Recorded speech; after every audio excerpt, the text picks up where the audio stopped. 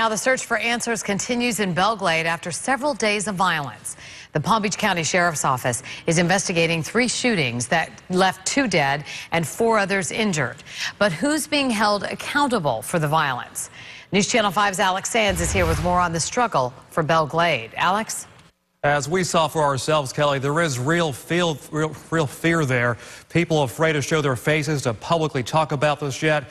They all have the same questions. Who's taking ownership of the problem and what's being done? Afraid to show their faces. You got to be careful showing your face. Their voices are unified. We've been having a lot of crimes, a lot of robbing, stealing, killing. Belle Glade is a hard-scrabble town with a history of struggle. It had one of the nation's highest number of AIDS cases in the 80s. It was one of the nation's most violent cities in the early 2000s. Things aren't much better these days. Unemployment stands at 28%. Since 2006, homicides have tripled. It's happening throughout our whole county, the state of Florida, our nation. It's happening all over. And for Belle Glade to be targeted when we have things like this occur, I'm saddened by people doing that. And so there are the questions. What's being done? Who's accountable? Some point the finger at city and county government for spending too much time on studies, for not taking concrete action.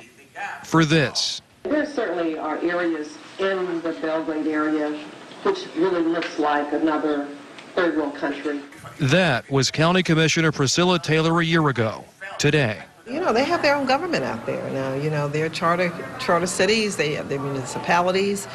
So really the county can't just walk in and say, hey, we're taking over. It would have to be the will, and no one has the will for that. So what we've got to do is just make it better. Few specifics, and that, so many here say, is the problem. No tangible signs of progress. It's bad. It's bad. Once they start shooting and killing, they keep doing it. Me, myself, I want to go back to town because I'm afraid of this little town now, and I was raised here. The longer people there wait to see change, the more they say the perception grows that the women and men they elected to fight for them aren't fighting hard enough.